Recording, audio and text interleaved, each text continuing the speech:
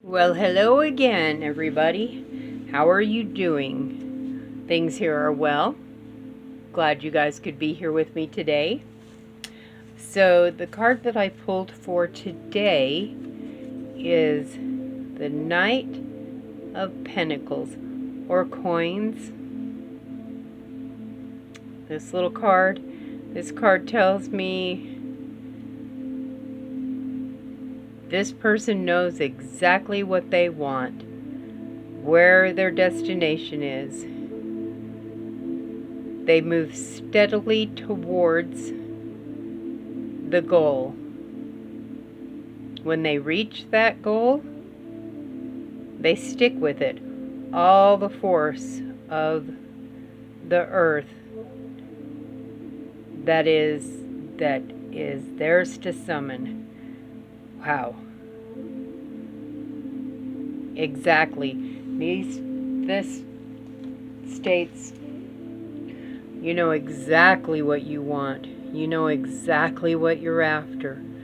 This course, that will not be stopped. When you get there, you will hold that with all the fervor and passion. Goals are a funny thing. I'm going to talk a little bit about goals. I'm a funny one when it comes to goals because I often just change my mind about what I'm doing. But goals for moving up in work, chasing after a dream, moving, that's a tough one. That goal of moving and this is where I'm gonna go, this is what I'm after. This little knight says you're gonna stick to it. You're gonna get it done. Whatever that is, you're gonna get it done. And you're gonna stay strong with it. And I think that's very important. I feel there's a lot of changes going on with people, like really big, strong life changes. And this says not a lot of doubt with it. This is pretty solid. Sees what they want, goes after what they want, gets what they want, and holds on to it, fights for it. It is, and it will be. The fairy card I pulled with our little Knight of Pentacles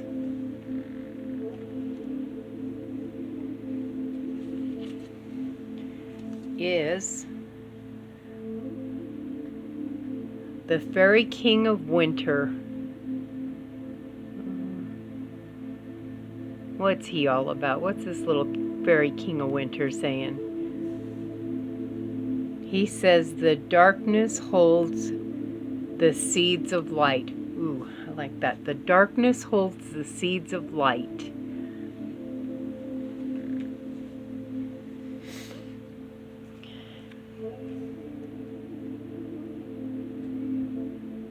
A mistress or master of your own fate.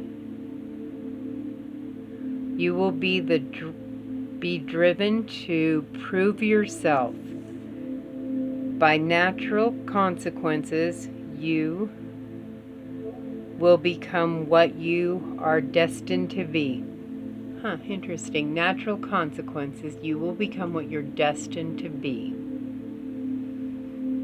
With certainty, a new sphere moves you away from eroding influences. Someone who stands out from the crowd will repay a favor or show you a kindness. However unexpected their gift will be, a cherished one. Correspondence may bring other unusual news. You are welcomed into new company where there are moments of paradise. Oh, wow. This card really speaks about any of those new things that we're going through. Open arms. understood. People are going to see you. You're going to have a great deal of signs telling you, yes, you are absolutely on the right track. Trust your instinct and your intuition. Don't believe that if a situation that you're in is bad, that's disguised as good. If it feels bad and it feels wrong, know that it is wrong. But this is an amazing card. I'm really excited about that. It will come true. New people, new adventures, new horizons, welcoming. There will be people helping. If you're starting in a new place with new people, they're going to be very inviting. They're going to be very helpful. They're going to help you along your way to your goal. Yes, this little fairy king of winter, he's like, yep. They're going to meet some really neat folks. They're going to meet some nice friends and some people who are really going to help. And they're going to be genuine people who want to see you succeed. And that's what we need. Everybody needs a little cheer squad saying, yeah, you got this. And trust me, you've got this. The moon card that I pulled for today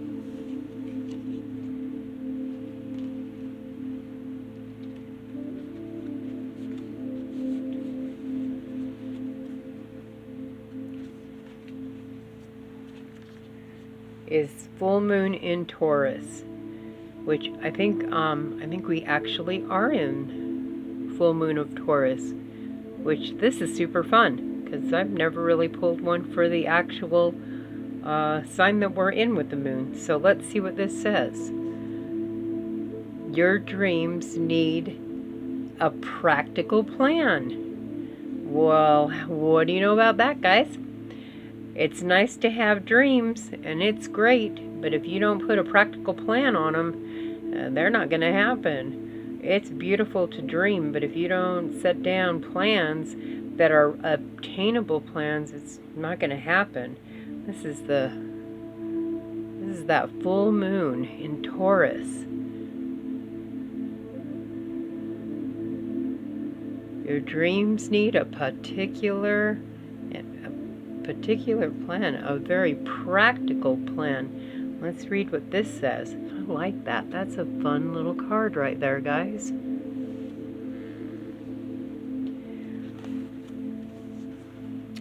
Sometimes you need to weave a bit of magic, and sometimes you need to be practical, and sometimes you need to find a combination of the two.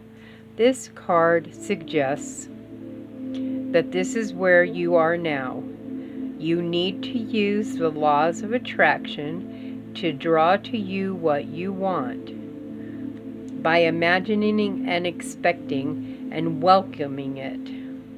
But you need to balance that with taking down-to-earth steps towards your goals. This isn't about wishing on the moon or hoping for the best. It's about making something like a list of bullet points about how to achieve your dreams. If your dream's asking about money, this card heralds the change of financial fortune depending on both your past actions and what you're expecting and therefore attracting. Write down 10 things that you know are wonderful about you. Oh, I love that. Write down 10 things. Now, okay, so 10 things might be a lot. The card suggests 10, and I would suggest 10. Sometimes it's hard to get all 10. A lot of people have a hard time finding even, the 5 that I'm going to ask for. Think of those things that you are good at. Focus in on them. Write it down. What you're good at. What you're wonderful at, and what's wonderful about you. Laziness could explain your current situation. If so, change that and own it. Okay? I'm not saying anybody's lazy. I am saying that maybe there is a degree of depression that has set in that has created the inability to move, that you may feel paralyzed and stuck. Do something about that. You are never stuck. You are never paralyzed, but depression can be that way. It can be very, what is the word I'm looking for? Debilitating. It can be almost as if you are sinking in quicksand faster than you can take in gasps of air. And that doesn't mean you're lazy. That simply means that you are in a rough spot and you need to take the steps to get out of there. And that is a very personal journey. I know it is a very personal journey. What I do for my depression may not work for the next person. Logging it is good. Noticing that this is happening and, oh, I've got a list of things to do. Accomplish one thing on the list. And bask in the glory of getting it done. That helps build up your self-esteem and your self-worth through that depression. Depression is such a hard thing. It is such a very difficult thing to work through. Top that with a little bit of anxiety and you've got yourself a hot mess to have to deal with. Speaking from experience, not always the funnest, but I do find that if you compartmentalize and catalog the things that you would like to see achieved and take one section of it, the tiniest section or the biggest one. I personally like to pick the biggest alligator and beat the living daylights out of it, because once that one's done, all the other problems just seem so much smaller. Some would prefer to start with the smaller one. I use the alligator reference because my dad told me a story and it just sticks with me and resonates, and it always cracks me up because, like he said, it's hard to know that your job and concentrate that your job is to drain the swamp when you are surrounded by alligators. And my dad always told me, get that little alligator, kill it, get it out of the way, face it. Well, I'm the brat child that's like, well, I'm going to face the biggest one, because if I can face that one first off, all the other ones will be easy.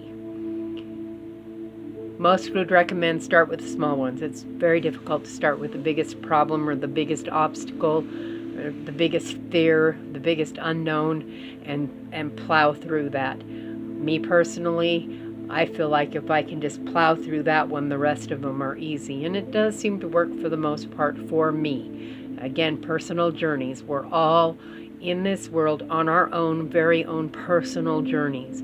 What works for one may not work for another. Some of them will. We can help each other out. These obstacles are there. They're always going to be there. If that obstacle is anxiety and depression, that is another ballpark of just learning how to pick something of it. Try not to look at all of it and just tackle the one thing, and then give yourself credit for that. Give yourself credit that I got through that. I figured it out. Oh, look, here's this other one over here. Let's see what I can do with it. Because each slain alligator, metaphorically speaking, each slain moment of hindrance that is behind you that you have overcome, it quickens your soul and it gives you back your fight. It says chasing money doesn't work. Don't chase money. You need to chase a dream. Now, yeah, to me that seems like pretty straight on. I would much rather chase a dream than money, because money's money. You can go get 9 jobs and have money. That's not a problem. But you can't have 9 dreams. You can have 9 dreams, but really how many of those dreams are you actually going to accomplish. You can't accomplish all 9 of them at once, but you can get one and see it through to fruition and enjoy it and savor it and be like, oh man, I did that. I think I can take on this one, and I think I'm going to do that. You know what? I have no idea how to do this, but I'm going to go do that because you know what? I've always wanted to, and do it. If you have people who want to, tell you no, ignore them. They're just not sure what to do. A lot of times when people tell you no or they bring you down, they either A, are a person who likes to control, or B, they're just scared of what you're going to grow into and how they're going to fit in there. It could be an incredibly insecure thing. That's 2 of the things. I think there's probably more because I'm having some more, float into my head when you have others that are like, oh, you're being so ridiculous. I don't know why you would do that. And you're like, because I want to. And they're like, yeah, but it's so ridiculous. Those people, again, they're either not fully understanding, they're afraid for you, or they're afraid of you actually doing it and then them not knowing how they're going to fit into all of that. People were different. We're very different. Our insecurities come from deep places. Our pride and our umph and go-to, it all comes from different places, different experiences. We are a product of our environment and our experiences. The people that come across us in our lives, the people who we choose to share our time with and who we choose to share our space with. Some of those people are probably not the greatest, but there's something to be learned through that. So always try to seek out that silver lining when you are achieving your dreams, because most times dreams get met with not a whole lot of, yeah, go for it. That's totally what you should do. When you do find those people, savor them, love them, cherish them, be there for them, because that is a very rare thing when you find folks who are like, you should do that. And they can give you an honest opinion, but I'm a little bit worried this may cause, and they can give you a few things about what could happen that might not be okay, but they're not discouraging in any way. They just want to give you more perspective on your dream. Good people want to see you succeed. Good people want to see your dreams come true. They want to see you grow and be happy. People that are not so good, they are usually there in that space because of their own personal thing that they need to overcome. It also says here, jealousy or envy create negative energy and attract negativity. Obviously, if you're focusing in on that, that's what you're going to get. You're going to be all envious and be like, oh, well, why can't I have this? How come so-and-so has this, but I don't have it? And that's really the wrong place to be with it. That should sound more like, I am so excited for that person. They deserve that. That is so beautiful. And then chase down your own dream and your own goal. Seek that out. Find out what it takes to make those things happen for you. We never, ever, ever want to downsize somebody's happiness. And it's hard. Guilty as can be about jumping on that total human thing of, man, I work so hard and why am I not getting this or that or the other? And it's only been in recent years that I've realized, well, that's because I really didn't need those things. I was actually after something else. And it's always fun when you find out what that something else is, if you can just let go of what you don't have, and you're not relishing and celebrating with the people that you know around you and what they're experiencing and their dreams coming true. It's very strange.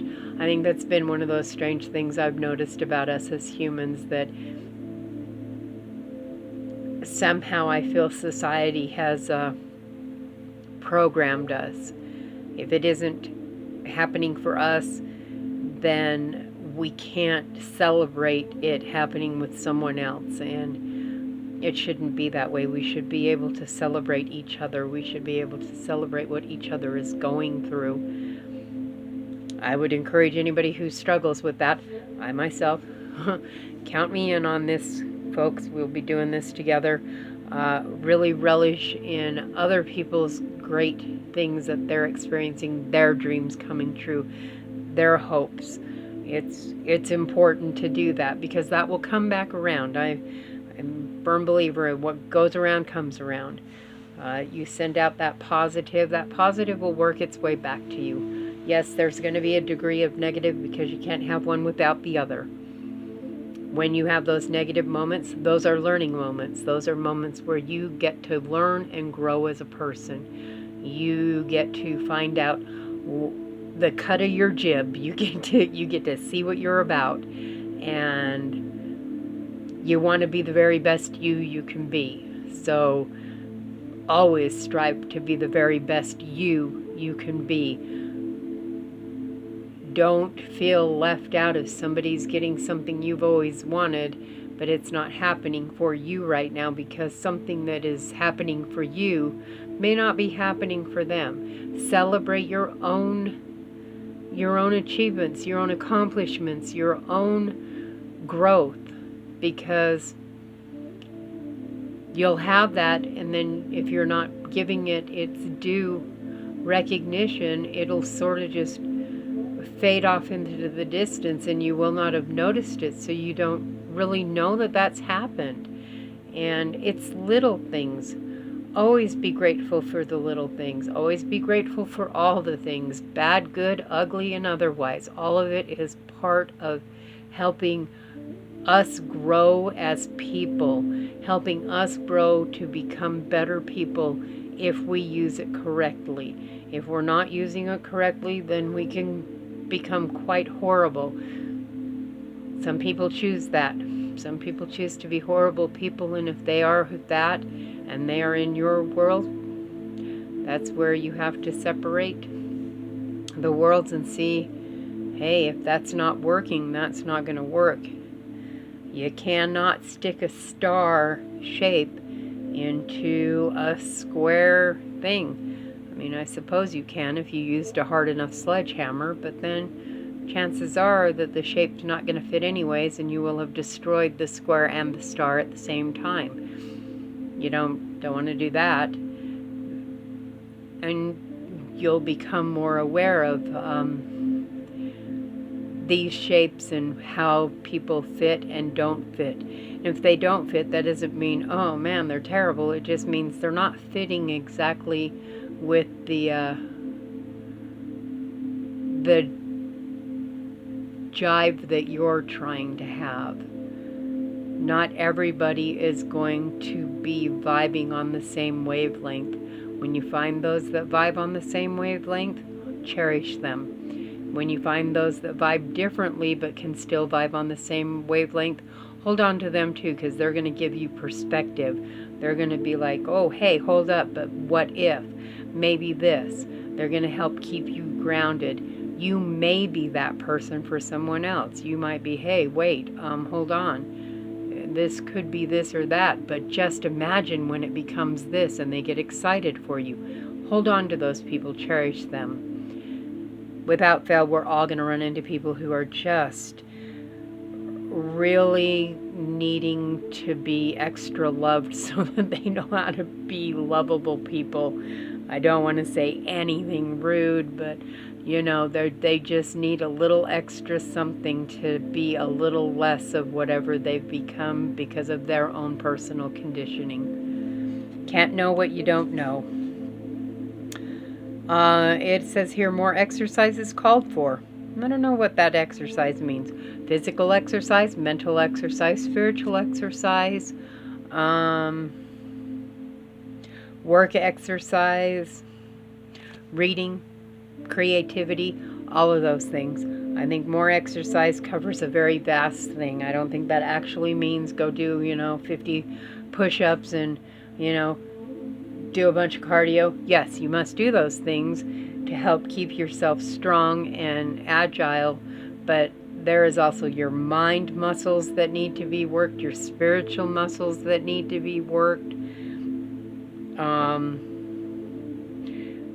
When working those muscles, you are also going to learn about the things that you've carried for many years that have worked, but maybe they're not working so much anymore. So you're going to work those muscles a little less so that you can work the other muscles of, this is actually working better. I can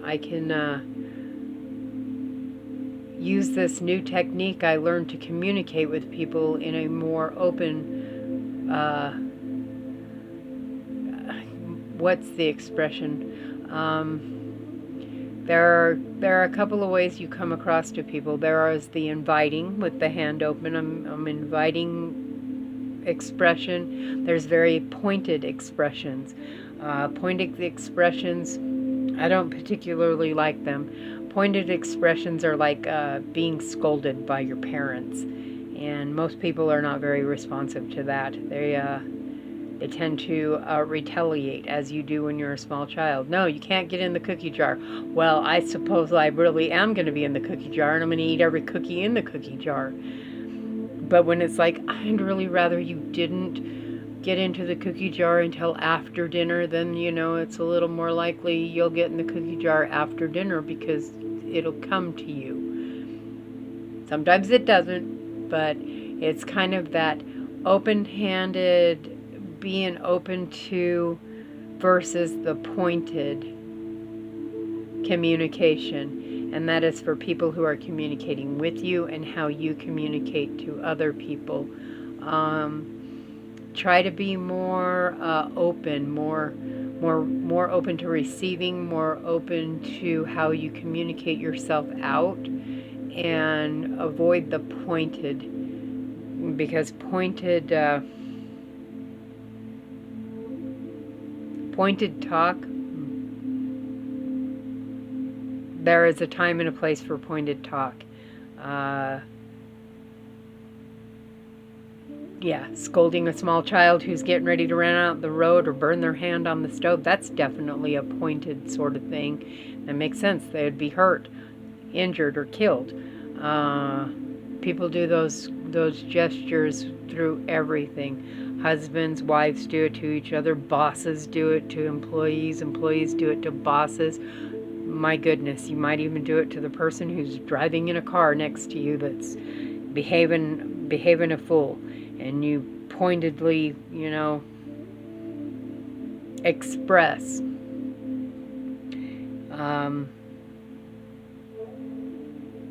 Try to work around that. Communication's a really hard thing. I do find with many people that communication and understanding, we use our words, we think our words are very clear. They're not, because somebody else is perceiving our words entirely different, or they're picking and choosing the words they want to hear. And that will happen when you're growing, especially if they're scared of what is coming, because they're afraid. They're afraid like you are. They're afraid of the unknown. They're afraid of the uncertain. And some of them don't care. And that also is something, so you need to kind of look through that. You need to sort that out. This particular card tells me so much about just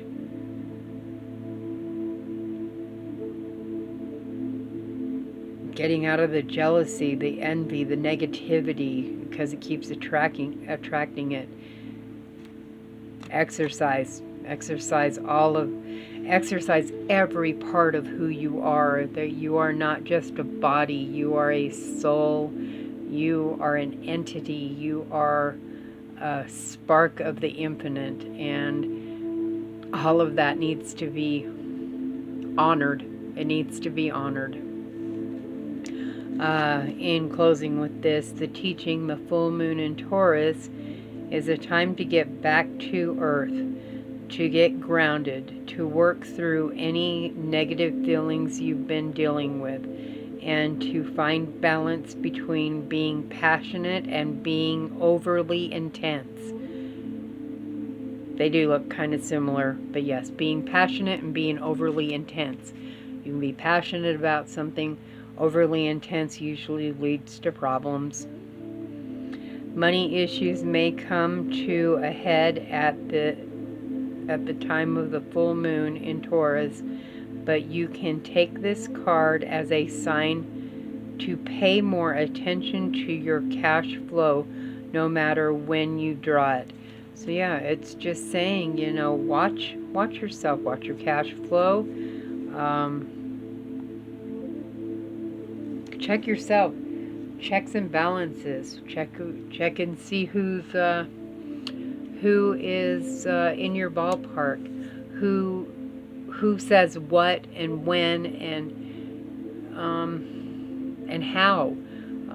Sometimes when people can be so mean or tell you no, you can't do that. Again, I think that just comes from a place of they're not sure what to expect out of it, and so it's the same as for any of us. If we don't know, it's scary, it's big, and sometimes we want to fight it. We want to push it away. We want to get rid of it or shove it to the side rather than open our arms and embrace that and let that be a part of us to grow.